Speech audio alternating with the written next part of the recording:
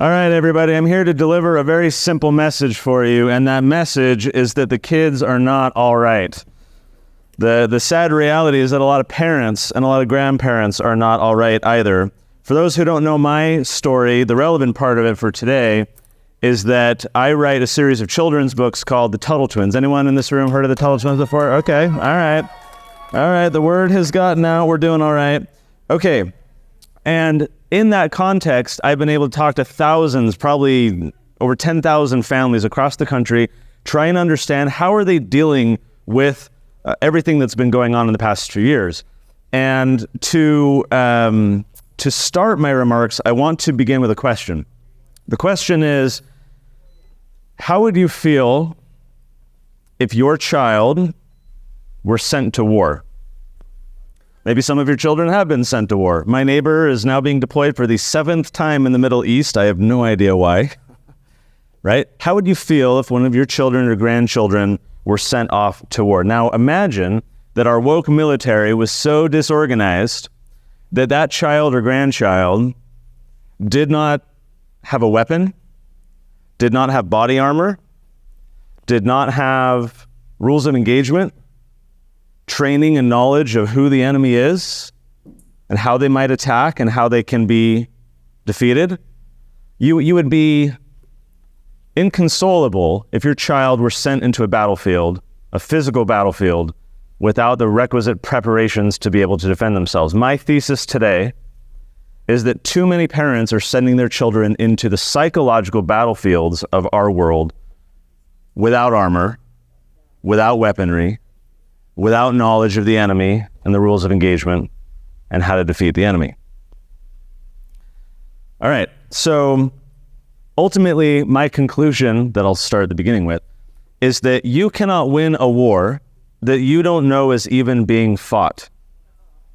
Like, the greatest reason for so many casualties in this mind war that we're in is that so few people even understand what is actually happening. So when we talk about the mind war, I want to start by addressing who is the enemy. And to do so, I want to share this quote from Michael Novak. He said that between the omnipotent state and the naked individual looms the first line of resistance against totalitarianism, the economically and politically independent family, protecting the space within which free and independent individuals may receive the necessary years of nurture. So on the one hand, we have this omnipotent state. On the other hand, we have this naked individual, spiritually naked, socially naked, intellectually naked. And so by contrast, we're very weak. Well, what is the omnipotent state then? What are we up against? Who is this enemy? Ultimately, the state, the omnipotent state, is just a system. And to understand it, let's look at a fictional example. I think second to scripture, the original Matrix, not any of the subsequent ones, is like the closest thing that we have to understanding how humanity actually works. And I would say, spoiler alert, it's been out for like 25 years now at this point. So if I'm going to reveal something for you, it's your own fault for not watching it yet. Although, you know, we talk about the red pill so often, I'm sure everyone in this room has seen The Matrix by this point. So if you have, you remember the scene with the woman in the red dress, where Neo, who has freshly emerged from the Matrix, this false reality that he was deceived to grow up in, he's in this simulated Matrix where Morpheus can kind of walk him through and help him understand what is this actual, system like. And they're walking along. You may remember he's like bumping into some people, and so as Neo's bumping around into people in the busy cityscape, Morpheus says this: "The Matrix is a system, Neo. That system is our enemy. But when you're inside, you look around, what do you see? Businessmen, teachers, lawyers, carpenters, the very minds of the people we are trying to save. But you have to understand, most of these people are not ready to be unplugged. And many of them are so inured." I had to look up what that meant when I first heard it. So like a leech, like you're dependent upon the host, right? They're so inured, so hopelessly dependent on the system that they will fight to protect it. And so our efforts to red pill others, our efforts to liberate others with truth comes at a cost, because who is the omnipotent state? Who is the enemy? It's our neighbors. It's our coworkers. Sometimes it's members of our own family. That's when Thanksgiving dinners get really fun, right? When you can have some interesting debates. But it reminds me of Isaiah chapter 3, where it says, "And the people shall be oppressed, every one by another and every one by his neighbor." It is our fellow man that oppresses us. It is they who are plugged into this system. It is they who comprise the omnipotent state. It is they who are the enemy in the mind war. But we, for purposes of today, can easily lump them, I think, into three different groups. In other words, this enemy that we're talking about, I want to break it up into three distinct segments so that we can understand for each of them how that enemy is trying to fight us, and then how we can fight back and then help our children survive and our grandchildren as well. Those three groups are propagandists, politicians, and pundits. I like alliteration. So instead of the media, I call them pundits. So later I'll talk about, what's our armor? What's our weaponry? How do we fight back? But for now, let's try and understand each of these. Okay, so propaganda to start. When we think of propaganda, we often think about it in the pejorative sense that it's this horrible indoctrination type of thing, and we often associate it with the Nazis, starting with Joseph Goebbels, right? And starting the Reich Ministry of Public Enlightenment and Propaganda, which I would say is an Orwellian term, but Orwell came later. These are the guys who really set the stage, and then later Orwell just wrote about it in 1984. So Goebbels had a way with words. He was a really good communicator. And when he first came across Adolf Hitler, he was super impressed. In fact, in his journal, he wrote, "It is impossible to reproduce what Hitler said. It must be experienced. He is a genius, the natural creative instrument of a fate determined by God. I am deeply moved." And so in his capacity as the Reich Minister of Propaganda, he began with his team to influence every aspect of German society. Film, journalism, music, radio. In fact, they helped produce and widely distributed low-cost radios so that they could directly communicate with people on a regular basis to provide them the messages that they needed to help them understand a particular narrative. We don't have anything like that today. A fellow Nazi leader of Goebbels, he said that 80 million people were deprived of independent thought as a result of what Goebbels and his team was doing. But the question I have for you to consider is, where did Goebbels learn this? Sure, he was a good communicator, and then all of a sudden Hitler's like, okay, yeah, you're a good communicator, come work for me. And he starts to build this massive propaganda machine. Where did he learn how to do that? Was he just winging it on his own? Well, no, he had a manual.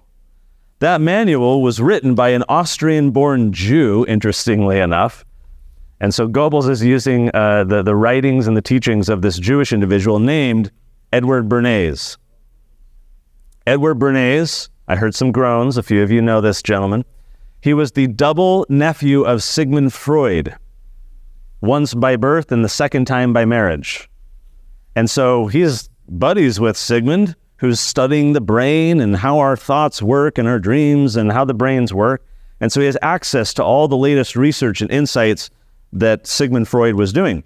And Bernays himself, he gets a job because he's really fascinated by this. He ends up getting a job as World War I breaks out with the Committee for Public Information.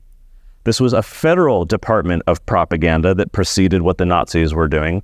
And the intent in the Committee on Public Information was to influence the public's opinion in support of the war. It was specifically to propagandize the American public to support the war effort financially and by signing up and otherwise.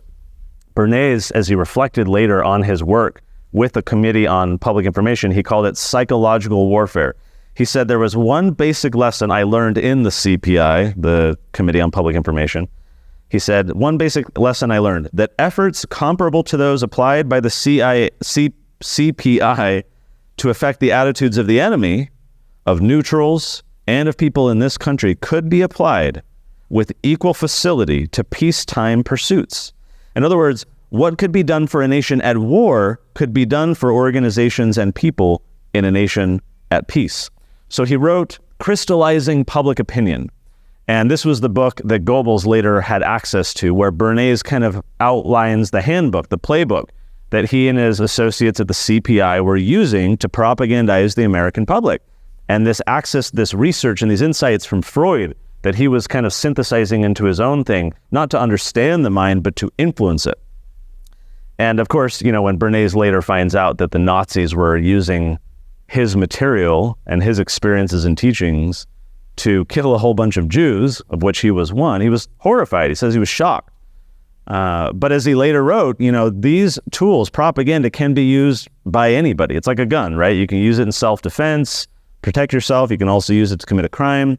The tool of propaganda can likewise be used both ways. Bernays called this, and I hate this term, he called it the engineering of consent. Like, think about the ramifications of what that term actually means. We talk about like our Declaration of Independence, right? That governments derive their just powers from what? Consent of the governed. But if consent can be engineered, if people can, with knobs and buttons and levers and apps and everything else, engineer your consent, then they wield a significant amount of power. He said that the engineering of consent is the very essence of the democratic process, the freedom to persuade and to suggest. He said that the conscious and intelligent manipulation of the organized habits and opinions of the masses is an important element in democratic society. Those who manipulate this unseen mechanism of society constitute an invisible government, which is the true ruling power of our country. We like to think that mind wars is this thing that with the advent of social media and phones and everything is this newfangled thing in our society. He experienced this over a century ago, right? Yes, the tools are more sophisticated and I think more pervasive and pernicious, but the way in which elite people in our society have tried to propagandize the public, the principles are the same. I won't get in for time to all the ways that this Committee on Public Information propagandized the public. One small example is that in those days when they would show films, they would have to take a minute between reels to swap out the film for the next thing. Usually took about 4 minutes.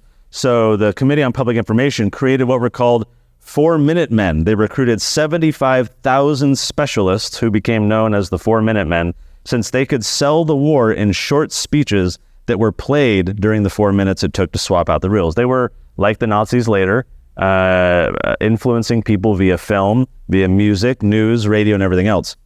I think when I think of propaganda, I think of the first Gulf War. Some of you may remember this story about in Kuwait, that these Iraqi soldiers had come into this hospital and removed premature babies from the incubators that were protecting them and giving them life, and callously tossing aside the bodies and destroying the hospital. And if you remember this story, you remember that it was this 15-year-old girl who testified before a congressional committee and through tears discussed what she had witnessed these soldiers do. And everyone was horrified, as you might imagine. These senators are aghast and they're citing this young girl's remarks in their own speeches later, justifying why they voted to go to war, right? The American public was horrified. Before then, if you looked at the polling, not a lot of people supported intervention. And after this girl, Naira, and her remarks, public support was drastically escalated. The vote to go to war, think of this, the first Gulf War, which itself was a domino that has caused so many other dominoes in the Middle East to fall. What would have happened had that first Gulf War not happened, right? Or rather, what would not have happened had the first Gulf War not have happened? The vote to go to war passed by 5 votes in the Senate, because this was a contested thing. A lot of people thought that this was not a necessary intervention. 5 votes.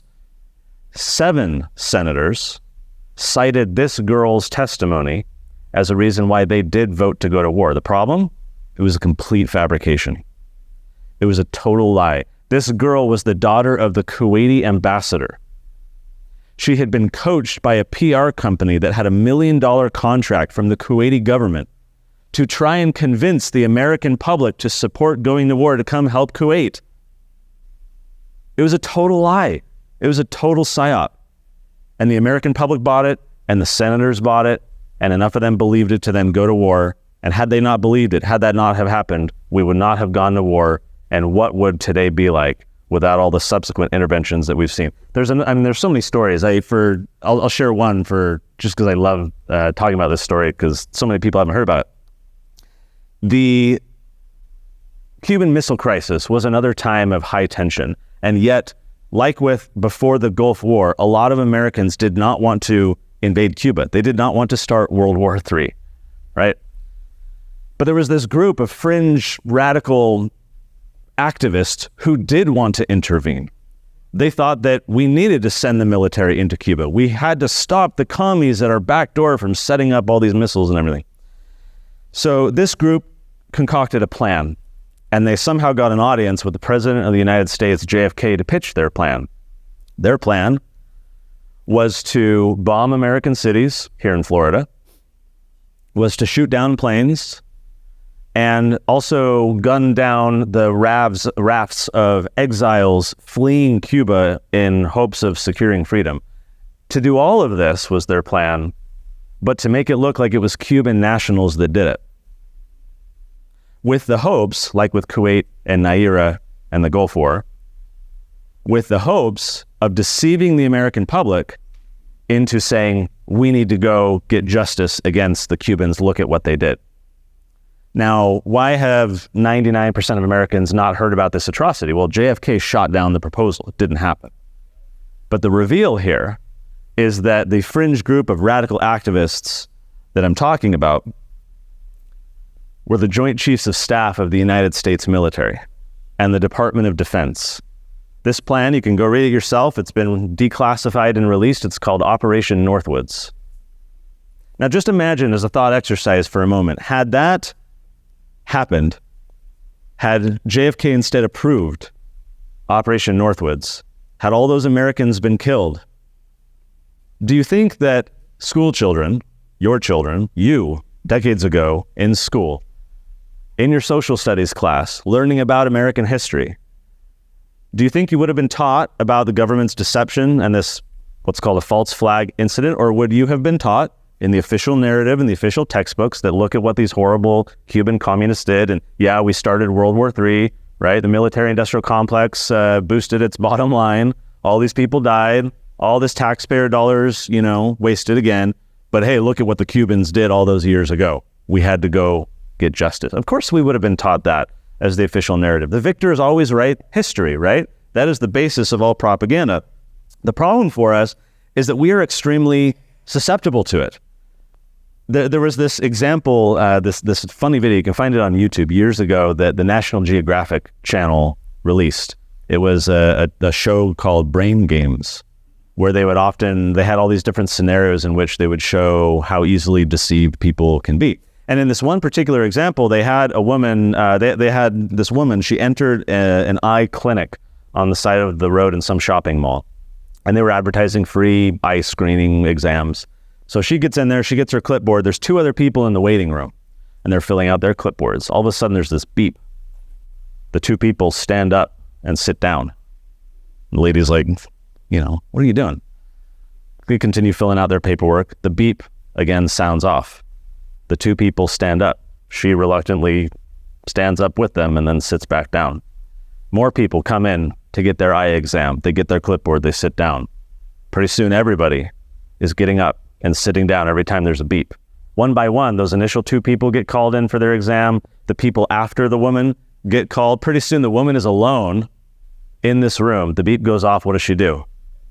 She stood up and sat down without having any reason to justify her behavior. We are social creatures. We are trusting creatures. The neuroscience behind this is voluminous, but it is rock solid in asserting that our brains are our biggest problem in trying to sift truth from fiction.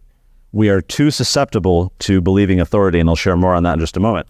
But first, as the Tuttle Twins guy, I can't not say this.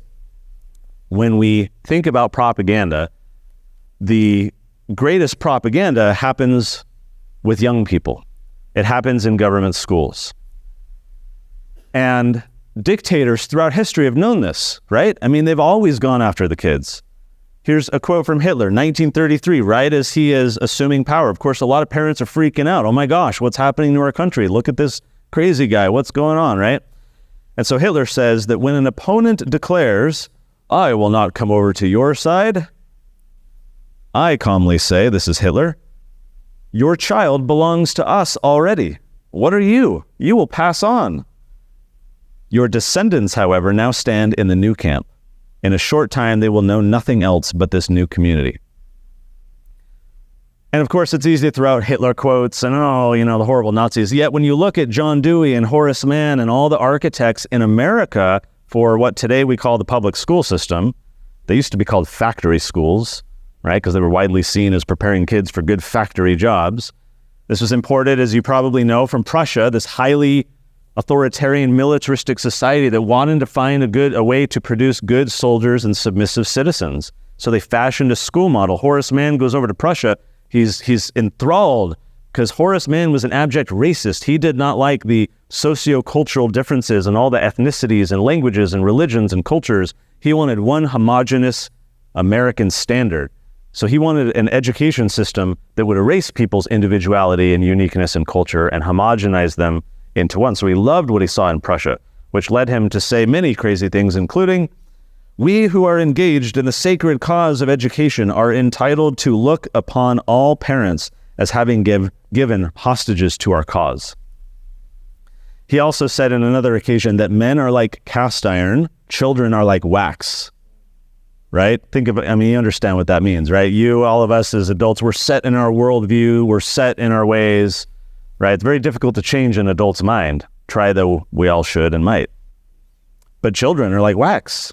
Why Hitler and Stalin and Mao and everybody, all these people have recognized that they need to influence the children for generational change. Okay, so that's all propaganda. That's one group of enemies, these consent engineers. You remember Cass Sunstein, the regulatory czar under Obama? Glenn Beck used to talk about him for quite a while when he was there.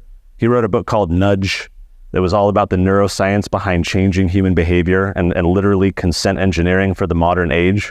So if you want to see what's been said more recently about it, go get that book Nudge and you'll be quite alarmed. Okay, so the propagandists, they're out there. But so are the politicians. This one could be short because of course we know they're the enemy, so I can just move on to the next one. But I want to point out, when you look at the world population, about 1% of people in the world are psychopaths. And I mean that in a literal sense. About 1% of people are or would be clinically diagnosed as psychopaths, right? People who will repeatedly deceive and lie to others to try and get gain. And a lot of these people end up in prison where around 20% of inmates are psychopaths. Perhaps not surprising to anyone in this room, but what I find fascinating is that many, many more people beyond that 1% in our population are what psychologists sometimes call almost psychopaths, right? Operating in a kind of gray area between being normal and like a full-fledged psychopath, right? So here's this quote from the FBI's behavioral science unit, the guy who formerly led it. He said that such people, he calls them pillar of the community psychopaths. For example, the doctor, the business executive, or the politician who lies and manipulates others for their own gain. He says, if you're trying to run a business or you're in politics, if you're the boss, being an almost psychopath can really be a positive thing. You can lie, cheat, and steal to get what you want. Of course, as I read this quote, I was reminded of George W. Bush, for many reasons. But he said this quote, which I just can't get out of my head ever since he said it. You probably heard this.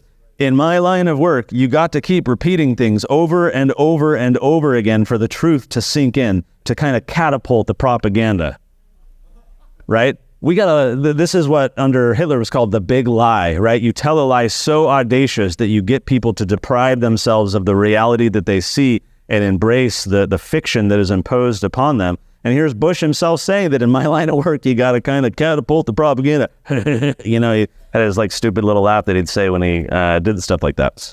Okay, the unassailable truth here is that I think politicians pervert convenient lies to uncomfortable truths. They live in a world in which they traffic in deception, and they try and get us to go along with it as well. Those who publish truth, think of Julian Assange, are punished. Those who stand for truth, like Ron Paul, are sidelined. My favorite quote from Dr. Paul, I was out there doing a podcast with him a few weeks ago. He's doing great. We had lunch at his home. His wife is awesome. She cooks some good food. I love Ron Paul. My favorite quote of his, he said, truth is treason in an empire of lies. Right? And so, yeah, go Ron Paul. I'll tell him you all applauded for him there.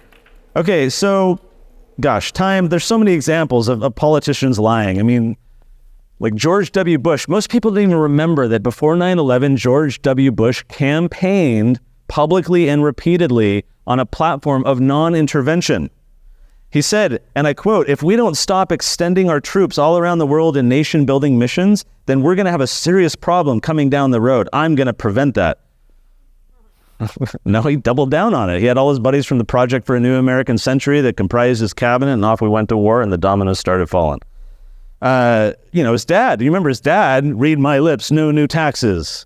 And then, of course, he, goes in and passes taxes. You got Obama, right, who's, if you like your doctor, you can keep it. If you like your healthcare plan, you can keep it. All we're going to be doing is lowering prices. And then you had about 214,000 doctors opt out of the system, and about 10 million people lost their healthcare plan.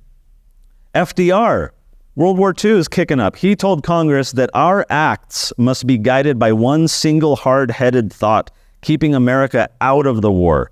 So France starts falling, Great Britain's getting attacked. He kept repeating this as he sought re-election because he knew that the public did not want to go to war. It was this way with Vietnam and Korea and World War I and everything else. It's through propaganda that people are subdued into going along with this narrative. During the campaign trail, he said, "I have said this before, but I shall say it again and again and again. Your boys are not going to be sent into any foreign wars."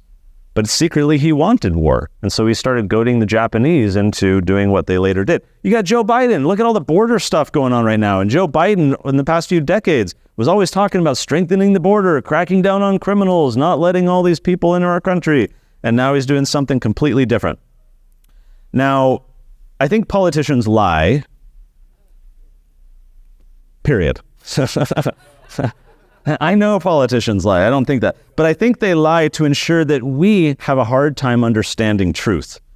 And I think that's why, in part, the government now deems so much truth as so-called misinformation, when the government itself is the greatest purveyor of misinformation that has ever existed. Hannah Arendt, who, I hate the term expert now. I mean, post-COVID, anyone who calls themselves an expert, I'm like, I'm not going to listen to you. But I lack a good synonym to describe someone like Hannah Arendt. She is an expert researcher in totalitarianism. She's written some amazing books analyzing how totalitarianism happens. And she said in one of her books that the ideal subject, meaning individual, person, the ideal subject for those who wish to rule is people for whom the distinction between fact and fiction no longer exists. I'm going to say that one more time. The ideal subject for those who wish to rule is people for whom the distinction between fact and fiction no longer exists. Let me share a story to paint this picture. It's 1953. Allen Dulles is called as the first civilian director of the CIA. And he's giving a speech to a crowd like this. These were, I think, newspapermen, if I remember right. They were journalists. He was giving a speech in a hotel conference room. He's brand new to the job. And he talks about in this speech the brain warfare and brain perversion techniques that the Soviets were embarking upon. So he's kind of publicly sharing what the intelligence community was learning about what the Soviets were doing. And of course, the audience is kind of like, oh my gosh, this sounds crazy, as he says the following. The aim of this program is to condition the mind so that it no longer reacts on a free will or rational basis, but responds to impulses implanted from outside. If we are to counter this type of warfare, we must understand the techniques the Soviet is adopting to control men's minds. The human mind is the most delicate of all instruments. It is so finely adjusted, so susceptible to the impact of outside influences. Remember the beeping and brain game getting up and down, right? So susceptible to the impact of outside influences that it is proving a malleable tool in the hands of sinister men. We in the West are somewhat handicapped in brain warfare. It is hard for us to realize that in the great area behind the Iron Curtain, a vast experiment is underway to change men's minds, work on them continuously from youth to old age. What he did not reveal, the deception, was that he was overseeing the creation of a program that would dwarf anything that the Soviets were doing to try and experiment on humans to get them to do things that they otherwise would never do. Anyone know what it's called? MK Ultra, Project MK Ultra. We know very little by comparison about this because the CIA director later ordered the destruction of all records that talked about how the CIA was experimenting with drugs and electroshock therapy and all kinds of things on humans, some of them consenting, most of them not. And so here he is telling people, beware the Soviets, they're doing all this mind control, and he himself was overseeing this massive, massive program. Okay, so we got the politicians. And we got the propagandists before them. Now the pundits. We talked about Operation Northwoods. We talked about Project MKUltra. I can't not talk about Operation Mockingbird. Some of you may have homework at the end of the day to, what are all these things? They didn't teach me in school about this stuff. No, they didn't. Operation Mockingbird was a CIA operation that for decades would influence the media by buying off journalists, putting them on payroll, giving them stories, feeding them intel. It was blown open in the 1970s. There were congressional hearings and everything. In fact, Congress's report said that the CIA currently maintains a network of several hundred foreign individuals around the world who provide intelligence for the CIA and at times attempt to influence opinion through the use of covert propaganda. Question: do you think they stopped? This audience is too easy. You already get this stuff. Here's Leon Panetta, CIA director from 2009 to 2011, publicly admitting that the CIA had been influencing media outlets even after Mockingbird was exposed and shut down and, defunded. Right here he is admitting, he says that the CIA was changing attitudes within the country in order to deliver a specific message. Of course the government is still doing stuff like that. Why wouldn't they? Okay, so the challenge here with the pundits at the enemy in our mind war is that journalism writ large, they've shifted from being watchdogs to lapdogs, right? They no longer are holding anyone accountable. They are instead they're not challenging those in power. They're challenging those of us who challenge those in power.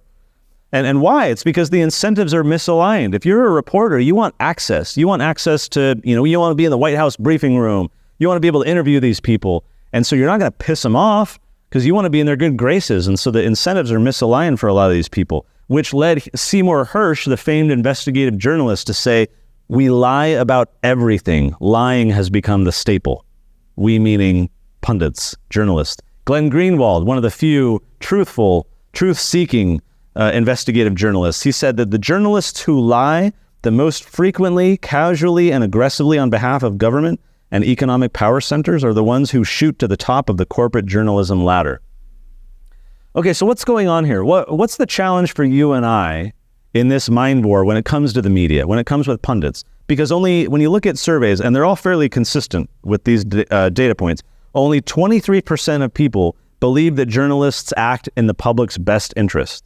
Only 7% have a high level of trust and confidence in the media. And yet these supposed skeptics who will tell a pollster, oh yeah, I have very low confidence in the media, right? These supposed skeptics, when they hear some new headline or when they hear some, newfangled thing happening or some new authority is saying some new claim, they inherently will often believe it. Again, the neuroscience here shows our weakness. And for that, I would point you to the Milgram experiment, another little homework research item if you're unfamiliar with the Milgram experiment. Stanley Milgram wanted to understand why the Nazis, when they were going through the Nuremberg trials, would always cite the defense of, I was just following orders, right? I was just doing what I was told. That was the consistent defense. Didn't work very well. Most of them were, sentenced and executed.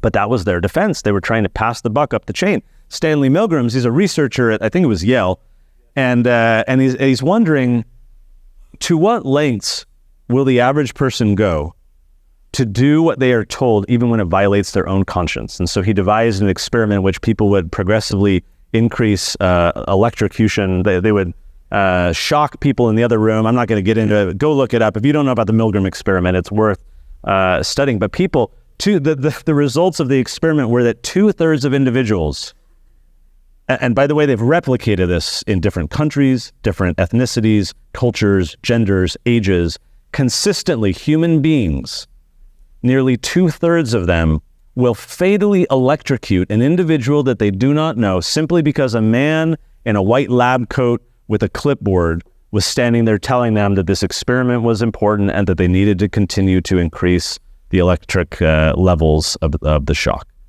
Okay. This again shows that here we are saying, oh, I don't believe the media. Like I wrote a book years ago actually 10 years ago now, called Feardom, Why Politicians Lie and What You Can Do to Stop It, or something. I don't remember the subtitle. But the book was all about this type of thing, how this culture of fear is a climate in which authoritarians can acquire power. And they want us to be scared. They use all these tools, propaganda and their pundits and everything, to scare us into submission. Here I am, a person who has spent months researching and writing this book, and I find myself falling prey to my own brain. I know that I shouldn't trust the media. I know that they're lying through their teeth. I know that it's all a bunch of lies. And yet, I find myself seeing some tweet or getting some text from someone or reading some headline and implicitly believing simply because it sounds authoritative. This is what we're up against when we're talking about pundits. And where under Operation Mockingbird it was covert, now it's overt. You have all these government officials and former intelligence spooks who have official titles and jobs with all the mainstream corporate media press, right, being interviewed. It's all out in front of us. Here's a retired Green Beret who was an analyst for Fox News. He later recalled after he quit, he said, it was them saying, we need, them meaning the military, it was them saying, we need to stick our hands up your back and move your mouth for you. They wanted to plant these people in the media to be able to give the government's official narrative. Okay, so we understand the enemy. It's propagandists, it's politicians, it's pundits. All these people in this mind war are against us. What do we do about it? What's our weaponry? What's our armor? Step number one really is to unlearn deceptions. If you think back to the Matrix, Neo had to first unlearn what he thought he knew before he was ready to learn the truth. And so our first task is to unlearn deceptions. We need to realize, especially those of us who here as a child went to a government school. Raise the hands. Most of us did, right? I mean, especially back in the 80s and 90s, homeschoolers were the weirdos. Now it's homeschoolers are the sane ones and everybody else is the weirdos. And I say that as a homeschool dad. And so we need to realize that if we were spoon-fed for a decade and a half or more, official narratives from authoritative sources written by victors, right? This official history, this official narrative, the chances are we cling to things that are simply not true. I have examples, but for time I'm going to move on. Point is that even us truth seekers, even us people who think that we're red pills, still cling to certain deceptions that we need to continually try and unwind ourselves from so that we can understand things as they really are. Just yesterday, there was this clip on Twitter. In fact, Elon Musk retweeted it this morning, so you can go look at my profile or his to find it. This amazing video, it's like 4 minutes long, of this teacher talking to a student. And they're doing a little critical thinking exercise, and the student says, asks about J.K. Rowling. He asks the teacher, J.K. Rowling is a controversial figure. Do you like her work despite her bigoted opinions? And the teacher said, well, hang on, let's do a thought experiment here. What are the bigoted opinions? And the student replied and said, well, she has a history of being extremely transphobic. And the teacher asked for examples. The student couldn't give them. Well, I've heard this from so many people. So the teacher pauses and says, why don't you take a minute to go, look it up, do some research. And a couple minutes later, the student comes back and reads the actual tweet that J.K. Rowling said. The teacher says, do you find that transphobic? And the student thinks and says, no. And throughout the conversation starts to realize that the student, doesn't really take much issue with anything that J.K. Rowling was saying on that particular topic. So then the teacher begins to say, now that you've read it, now that you've read what she actually said, do you disagree with it? No. So the teacher says, knowing what you do now at the conclusion of this exercise, how do you feel about what you said at the beginning, right? Given that she's a transphobe, given that everyone knows that she is this controversial figure, how do you feel about what you said? The student said, and I quote, no, I feel like an idiot. It was this amazing aha moment of what critical thinking can do. And we like to look at stuff like that and be like, oh yeah, I know so many people who need to go through an experiment like that. I would invite you to consider how it applies to you, right? My thinking is, how does this apply to me? Where do I need to be more critically thoughtful of things that I assume are true or were taught are true? So unlearning deceptions is the big one. The next thing is standing up. You probably all have seen, there's this photo that periodically goes viral on the internet, and it's this guy folding his arms, looking kind of serious, while everyone else is given the Sieg Heil Hitler salute. You've seen this photo, black and white. It's a sea of people all doing the Hitler salute, and this guy is just sitting there. And occasionally you see this image being shared online that says, it's important to stand up for what's right. We all like to think that we would be the guy doing this, right? When history shows that, again, the neuroscience, most of us will end up going along with what our peers are doing instead. Well, that gentleman who was folding his arms, his name is August Landmesser. And at age 21, he needed a job, so he joined the Nazi party. He ended up getting married to a Jewish woman, so he gets kicked out of the Nazi party. The Nazis subsequently, right around the time they got married, outlawed marriages to Jewish individuals. And his wife was later carried off to a concentration camp. So think of it, this guy, as he's going through this with his beloved wife, and his government is persecuting her, and everyone shows up and is doing the salute. No wonder, why he was just folding his arms. You think of Tank Man at Tiananmen Square, right? We like to, oh, wow, civil disobedience, standing up for what's right. I was just with Peter, your speaker, later this evening. We were at this conference yesterday in D.C., and I had the fortune on stage of interviewing young, now 13-year-old Jaden Rodriguez. Some of you may remember the story from last fall. This was, at the time, he was a 12-year-old student who got kicked out of school for wearing a Gadsden flag patch on his backpack. Anyone remember that story in the fall? And so he went to he gets kicked out. The teacher, the vice principal, says, the Gadsden flag has origins in slavery. It's not appropriate for the classroom. Jaden, who had been reading Tuttle Twins for 4 years with his mom, knew differently because he knew American history and he knew free speech. He knew what his rights were. And so he refused to take the patch off. They kick him out of school. They're driving home after getting kicked out of school. He turns to his mom and he says, Mom, in one of the Tuttle Twins books, it's the food truck fiasco, when the twins had a legal problem, they got the media involved to kind of shine a spotlight. Do you think we could get the media involved? And to her credit, his mom immediately did a beeline over to the TV station, the local affiliate of NBC. Jaden walks up to the front door. He rings the little security camera and says, hey, can a reporter come out and talk to me? I got kicked out of school for this reason. I want to share why. No one would come talk to him. So that night, they're figuring out, okay, what do we do? And so the mom DMs me on Twitter and sends me this video. She said, I secretly recorded the video of the meeting with the vice principal where she claims that it's because of origins in slavery that we kicked your son out. Can you help us get the word out? We want to, Jaden wants to stand up for himself, and we're trying to figure out how. With her permission, the following morning, I posted on Twitter what now has over 50 million views, this video of young Jaden getting kicked out. And so kudos to him, right? Here's a 12-year-old kid standing up. Okay, so you unlearn deceptions, but then you have to stand up. And maybe it's controversial, like August Landmesser folding his arms or the Tank Man in Tiananmen Square. But if a 12-year-old kid can do it in his moment, in a particular circumstance, so can you. You can stand up in a sit-down world. We have to speak truth. Now, I will point out that when you stand up, right, you stand out. Because just like August Landmesser, if you look at that photo, you can go look up his name, August Landmesser. If you haven't seen the photo, another little homework assignment for you. When you look up that photo, or if you've seen it, when you see it again, look at the people around him. Most people look at him doing this. Look at the people around him. They're all looking, oh crap, what's this guy doing? He's standing out. He's an anomaly, right? Does not compute. What do we do? When you stand up, other people will notice. Now, I think of Alexander Solzhenitsyn. Did I say that right? Solzhenitsyn, something like that. When he was forcibly exiled by the Soviets for his anti-communist dissident views, he had been sentenced to 8 years in the Gulag. He ends up writing the Gulag Archipelago, more homework if you've never read that before. And so this pisses off the Soviets. In 1973, he publishes this book. They decided to exile him to the West. The night before he fled Russia, Solzhenitsyn, he published a final message to his country, the title of which was Live Not by Lies. There's actually a great book that came out a few years ago called Live Not by Lies that I would highly recommend on this topic as well. But here's Solzhenitsyn in his words, and this is a few paragraphs, but this is powerful stuff. He said, "It is not every day and not on every shoulder that violence brings down its heavy hand.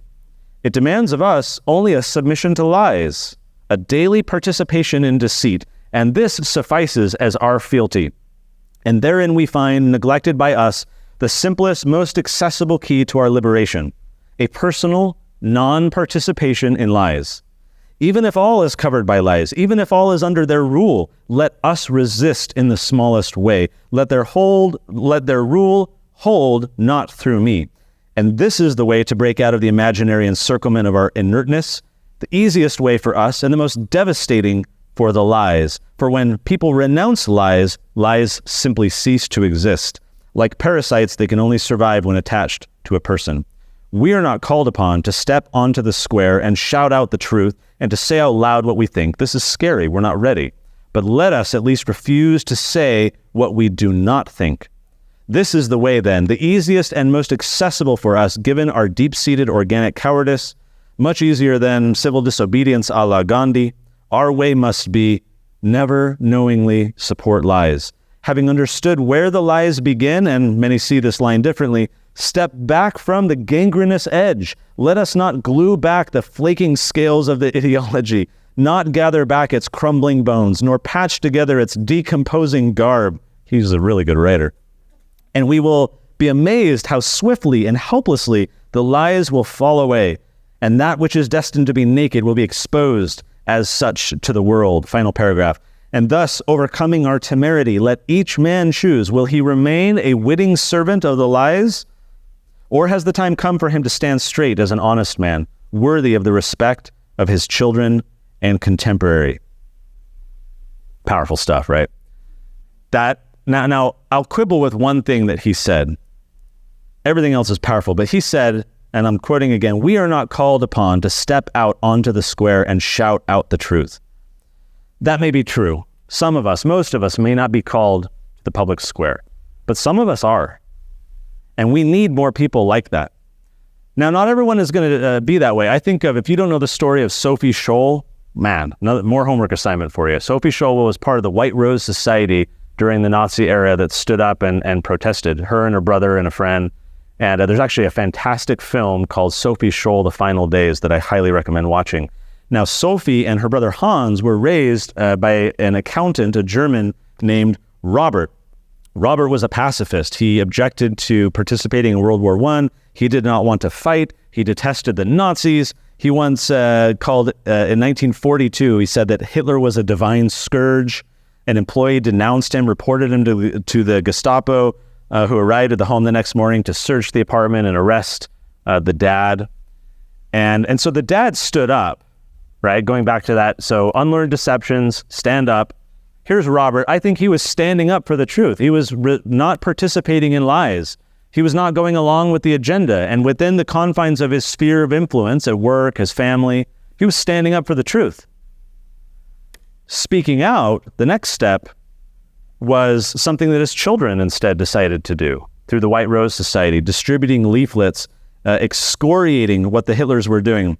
One of the leaflets said, "Why is the German nation behaving so apathetically in the face of all these most abominable, most degrading crimes? Hardly anyone even gives them a second thought. The facts are accepted as just that and filed away.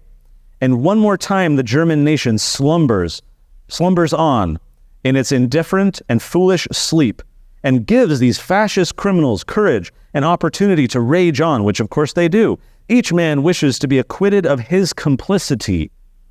Everyone does so, then lies back down to sleep with a calm, clear conscience. But he may not acquit himself. Everyone is guilty, guilty, guilty."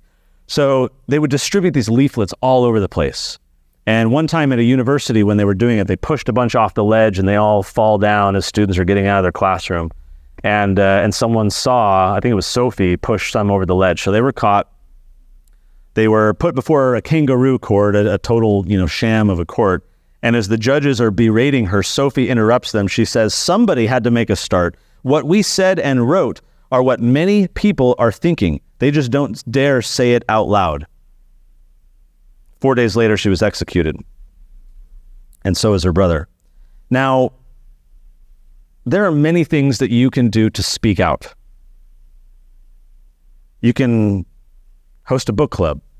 You can organize a cottage meeting with your local elected official. You can crowdfund a controversial billboard. That's actually how I got my start like 13 years ago in political activism, was putting up these crazy billboards, and then the news would cover them. And what is this crazy billboard? And then we'd get on the news and you throw up billboards. You can start a podcast, start a YouTube channel, start a Rumble channel, become a propagandist. Years ago when I started the Teletwins, they'd always say, "Oh, you're doing propaganda for kids," and I'd kind of resist them. No, we're trying to empower parents to educate their kids. Propaganda is what all those like crazy leftists are doing in the classroom where they shut the door and then, indoctrinate the kids. I've since come to embrace the term. Yes, I am producing propaganda for kids. Everything is propaganda. Propaganda is ultimately the propagation of information. The question for us is, whose information is going to be propagated into the minds of our children? The final story. Thank you. So you're all propagandists now, everyone who applauded. The final brief story. Sasquatch Music Festival. This was 2009 in Seattle. There's this, you find this online. If you go on YouTube, search Sasquatch Music Festival. There's this kid, and they're all out on this open lawn on blankets and everything, and everyone's just, sitting there listening to the music, swaying as they're sitting. Well, this kid's over here like doing this kind of thing, right? And just like vibing to the music and having fun. And he looks so silly, right? And so the person recording the footage on like an old school camera is like laughing, right? Like, look at this guy, ha ha ha, and he looks funny. Pretty soon, not pretty soon, it was like 4 minutes into it, another kid steps up and starts dancing with them. So now there's 2. And then 30 seconds later, 2 other people stand up, and then 5, and then 10, and then 50, and then 100. Pretty soon, the entire place is on their feet dancing. That is the power of standing up. That is the power of speaking out, giving other people courage. Our kids, our grandkids, they need courage. They need to see, like Solzhenitsyn said, that we are not going to participate in lies, right? Orwell wrote in 1984 that the party's final and most essential command was to get you to deny the reality of your eyes and your ears. We are in a world in which truth is under attack, where subjective morality is the name of the game, where people speak their truth, not the truth, where we no longer have 2 genders, right? And we are being pressured into believing and saying things that are simply not true. We are in a mind war. Step 1 of winning it is to even realize that it's happening, right? Beyond that, unlearn deceptions, stand up, speak out, get others like the awkward kid at the Sasquatch Music Festival to join you. That's how we win. Thank you. All right.